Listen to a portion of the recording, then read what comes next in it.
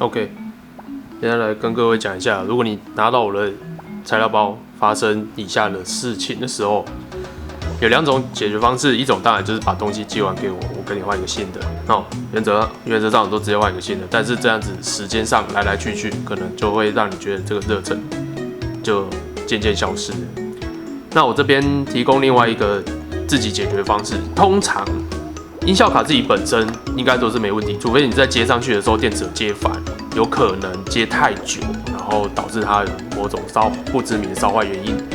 另外一种可能性就是在我出货的时候，因为我习惯就是把这个电池盒塞在键柄里面，所以在把它拉出来的时候就扯到电线，尤其是现在我捏的这2段电线，然后就会导致一个问题，就是像现在我把整个接起来，接起来以后。我插上充电器，就这样插上去了以后，它亮的是蓝灯加红灯，红灯还会像这样闪一下这样，不停的这样闪。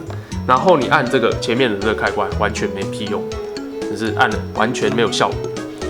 这时候怎么办呢？首先第一个，你要先把它整个拔下来。其实当看到它后面那个充电器亮蓝灯的时候，就已经应该知道了。这样拔下来，拔下来以后应该就差不多，就大概底定了，就是。现在它这样拔下来，代表它亮蓝灯，代表电池的电线没有过电，也就是说，这中间一定会某个地方有问题。例如说，像我现在把这个接头拔开这边，有可能它有这边有一些问题。所以，如果像我这边是比较方便，因为我自己有另外一个电池，我可以直接插上去试试看。你看，我插上去以后，它会亮红灯，所以就代表说，这整组充电器的这个头是没有问题的。问题是出在这里，那到底它哪边有问题？有几种可能性，一个是这里，但通常我在出货前都会先帮你们检查好，所以这边应该不会有问题。另外一个就是我最害怕的就是大家在拉的时候把这个拉断了。不得不说啦，我在台湾这边找到厂商，有的时候也会发生这种事情，因为我跟他订个500、1000个，它就里面至少会出现大概十几、20个左右会出现这种状况。这个双重 QC 下去，我还是没有办法，就是还是无可避免会出现这种问题哦，所以只好请各位耐心看完这影片，我会教你们怎么样处理。处理的方式就是，当然第一个一定要先把这个电池整个拔开。当然，首先啊，电池你当然要先充饱电才能驱动这个音效卡，这当然是没话说的。你买哪一家电池其实都没有关系哦。重点是在这个电池，这个电池其实是早就已经坏掉，像这样，你看，我把它拉开。它就已经坏掉了，它坏掉，它就会出现这种状况。那怎么办呢？对吧？拿坏掉当然是，如果你知道电子材料行在哪里，当然去买一个回来自己换上这个头。但是这个真的很麻烦，最快的方法当然就就地取材，直接把它解决掉就好。所以解决的方法当然就是，它既然断了，那我就把它焊回去。你在焊接的时候，这边后面这外面就有一个接点，那我们就把它焊在这里，这样就行了。然后焊接的时候，我们就先把这里上漆。这个接点上焊漆，这样，它可以上多一点，你看上多一点，把它补起来。OK， 像这样，有看到吗？就整个把它补起来。补完了以后，接下来我们把电线皮剥掉。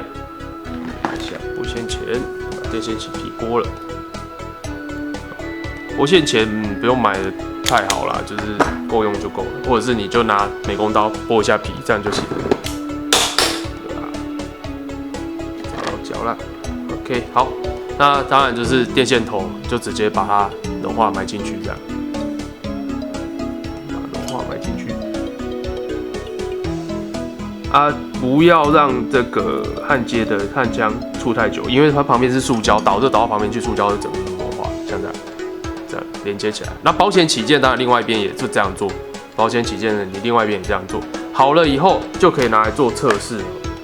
电池一定要记得正负极不要接反了。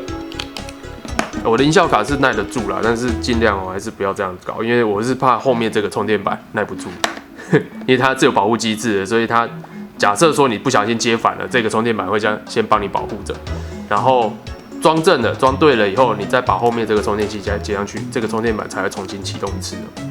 OK， 好，那我们再接上去看看，理论上应该是这样就可以了。OK， 那这样可以。可以了以后，那就把它接到音效卡上面试试看啦。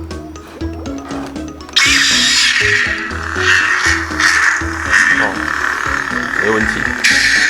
OK， 原则上故障排除的方式大概就是这样。